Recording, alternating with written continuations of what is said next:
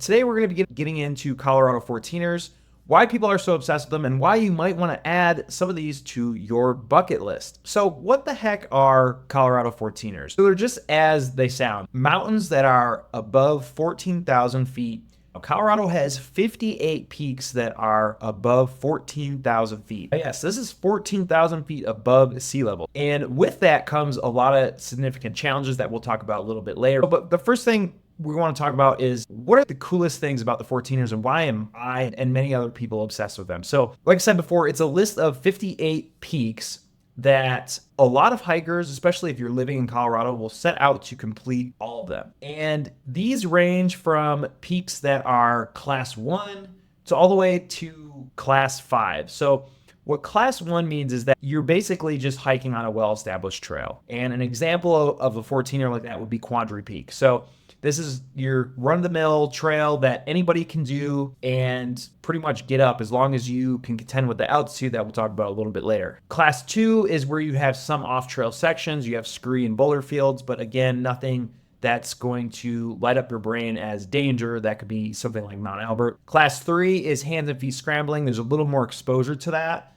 but typically it's really super easy climbing that most anybody can do. If you did fall, there could be a pretty big consequence to that. Class 4 is more technical climbing, and you have a lot more serious exposure than Class 3. This would be something like Capitol Peak, Little Bear.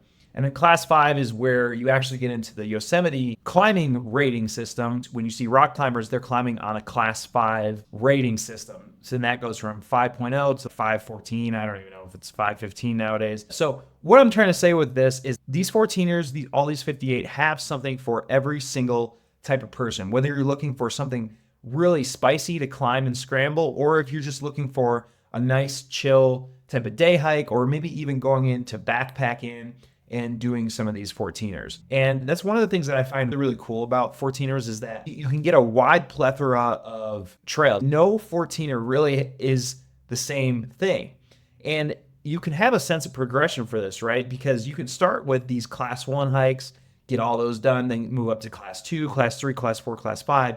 And it's a very clean progression as you're developing your skills. And that's another thing is that when you're doing these 14ers, you're developing a whole gamut of skills because you can do these in so many different ways and in so many different avenues. You can hike them, you can trail run them, you can scramble them, you can splitboard them or ski tour them in the spring. There's just so many options that you can do. You can backpack in, you can do car camping with them.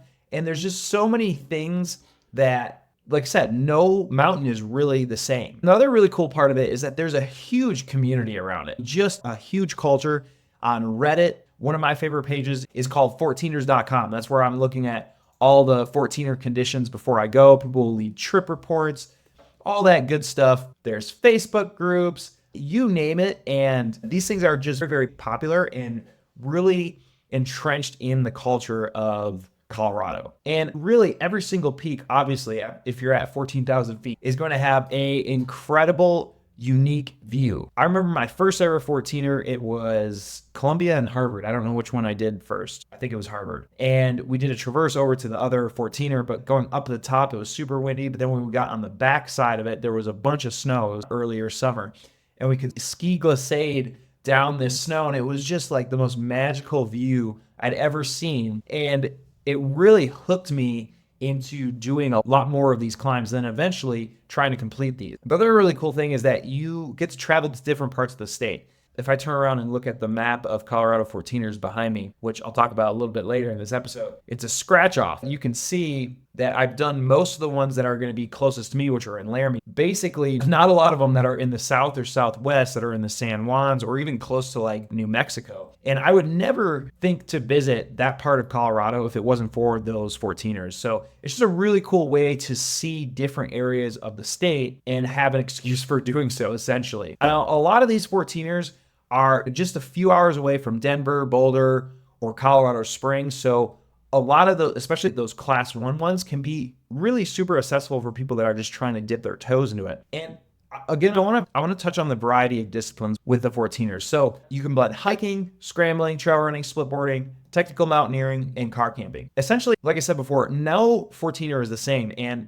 one of the things that I'm gearing up for, particularly here in the spring, is to ski tour or splitboard them, meaning walking up with my splitboard on skis and then putting it together and then snowboarding down. And there's just so many awesome routes that you can do this on your Colorado 14ers to have not only fun, but you're also crossing off this awesome goal that you have of getting these done.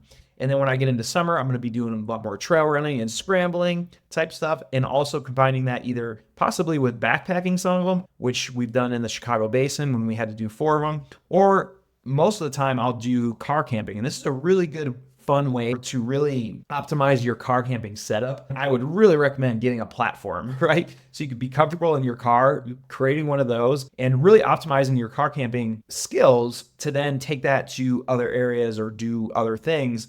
But again, using them with these 14ers, because there's so many of them, all these skills that I talked about, by the time you start with your first one to if you decide to end with the 58, your skills are just going to be so well-rounded and so above where they were when you first started the 14ers that you're not even going to be recognizable to the person that you were when you first started them to yourself, which is awesome. And you can take all of those skills and take them into future objectives or goals. All right, let's get into the altitude or some of the challenges with 14ers. And this is why I like them too, but there's a huge altitude factor. So at 14,000 feet, your oxygen levels are 60% of what they are at sea level. And that's almost 50% less. And so obviously breathing and exertion are way harder. I will tell you this, there is nothing harder than that last 1,000 to 500 feet when you're at 13,000 feet and you need to get to the top of the summit.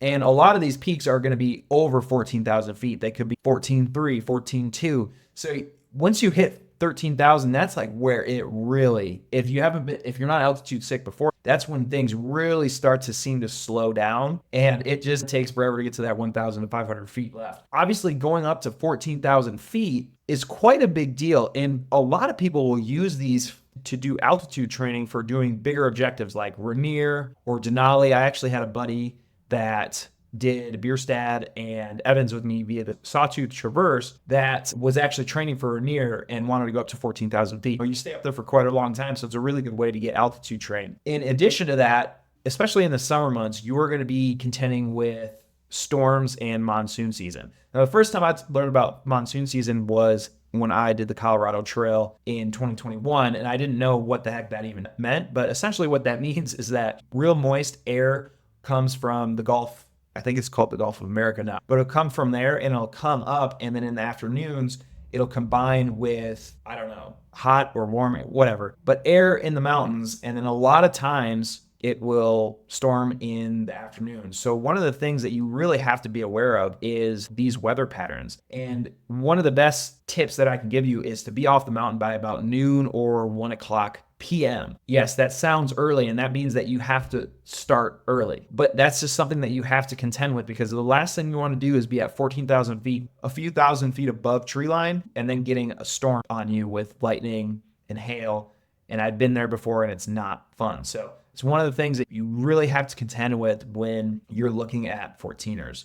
But it'll be a great way to understand that monsoon climate, because after you get stuck in one, you're not going to want to get stuck in another. The other cool thing is I talked about the Colorado Trail. A lot of the 14ers are actually branched off of the Colorado Trail. So if you're someone that has done the Colorado Trail in the past, like I have, you'll actually be traveling through a lot of the places and trailheads that you traveled through years before, but really didn't even know what the heck it was until now you're here many years later and you're like, oh my gosh, like I remember crossing this trailhead where this 14er starts on my CT journey. I had no understanding of 14ers at that time, so I didn't really think anything of it. But it is really cool to walk back in time and see parts of the Colorado Trail that you would probably not revisit otherwise unless you redid the entire trail. I have 27 of the 58 done. I have a few that I'm trying to get done in the spring here. I think 4 of them actually, and then it'll start into my summer hikes of them. If you're interested in hiking your first 14er, I have a whole playlist and videos dedicated to doing just that I'll link up here. One video in particular is literally how to prepare for your first 14er, and other ones are different walkthroughs of the very popular ones that people do, along with the most dangerous ones too. So just a very quick walkthrough play by play. Another really good person to follow would be the Virtual Sherpa. I would be remiss if I didn't mention him. He's very well known in the 14er community, really good walkthroughs. Now, once I complete them, I'll rank the easiest to the hardest ones and do a video on that. So make sure you like and subscribe to this video in order to see some of those. And then one thing I wanted to mention was the cool scratch off map that I'm going to leave a link to on Amazon down below. Basically, it's a map of Colorado with the 14ers, and you can scratch each one off in the area that they're in and see what your progress is, keep track of it that way. I think it's amazing. I've got it for a couple of my friends so far, and they all love it. So if you're on Spotify, Apple, please give a 5-star rating and a review. If you're on YouTube, please leave a like and subscribe. We'll see you for the next one.